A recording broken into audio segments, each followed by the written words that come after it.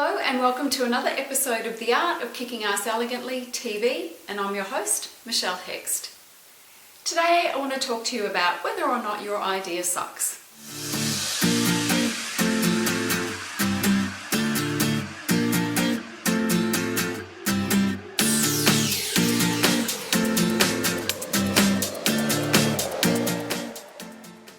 First, I want to say welcome to 2015, the second week. I hope that things are going to plan and you're kicking goals and achieving everything that you're hoping to achieve in 2015. So I want to talk to you a little bit about whether or not your idea sucks. And the reason for that is often what tends to happen is we have this amazing idea, we feel fantastic about it, in our gut it feels right and we know we're on the right track. And then what happens is we start to motor along a little bit and then the doubt starts to creep in and then we start to doubt ourselves.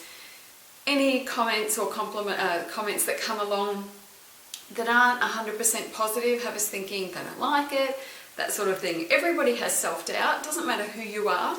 If you are about to release something into the world that's truly, truly important to you, there's always a good chance that we're going to second guess ourselves. It's just the way we are. I'm going to share with you a story about my idea that I thought was pretty amazing, and somebody who is considered very high up in my other industry, the martial arts industry, thought it was the crappiest idea ever, and turned out he was wrong. So I have the only all-female dojang in the Western world. So my dojang it's called Push, Women's Only Taekwondo, and I only teach adult women, and although this year I'm introducing a teen program for teen girls. But essentially I teach adult women, and that's it.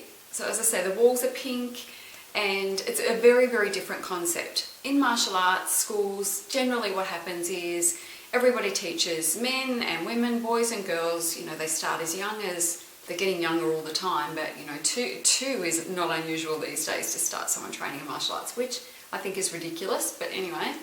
And so that's been our industry norm. We just teach anyone and everyone. We don't market to anyone specifically, and we just sort of scattergun approach with our marketing. It's the way it's always been done. So for me to step up and say, you know what, I'm going to launch this business, it's only women, it's going to be done very, very differently. I knew it was the right thing to do. I knew in my gut it was a great idea. So I went looking for some help in the martial arts industry. I thought, I want to hit the ground running. I want to get some coaching and, make sure that I've got a really clear strategy moving forward. Well, I called this guy who charges a lot of money to coach. He's very well known in the US.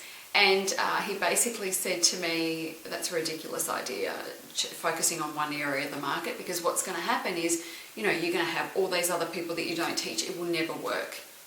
I thought, okay. All right, and I went away and thought, wow, this is the best our industry's got to offer. They're still not embracing niche. They're still not embracing positioning yourself to stand out amongst the competition rather than just, be same old, same old. And I thought, wow, this is the best we've got, So I had opened the school and it's been a success. It's been incredibly successful. And then from there, I went on to develop my martial arts business program so I could show people how to do exactly what I did. And then from there, my digital program was launched, and that sells every day. So this one person who told me my idea was crap, and he was supposed to be a professional. He was supposed to be the go-to person in my industry. Had I listened to him, there's no way I would have experienced the level of success that I've had. So I want you to really check in and think about your goal and your big idea, and if you came up with it in the first place, there's a really good chance it's awesome, and if you've had it for a while but you're not getting any traction with it, it's not the idea, it's usually the other stuff surrounding the idea. It's your positioning, it's the clarity of message, it's all that sort of stuff, the channels or avenues to getting to your market and all that sort of stuff, but it's not the idea. So whatever your idea is, if you feel truly passionate about it and within your gut it's the right thing, that it's going to work, if you can just get all your ducks in a row and you can just get the right people, if enough people know about it that it'll be a success, then you keep going for it. Don't let anybody tell you differently, because there is a way to make it work.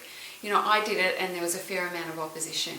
And, I let that drive me. So that's the next thing, I guess.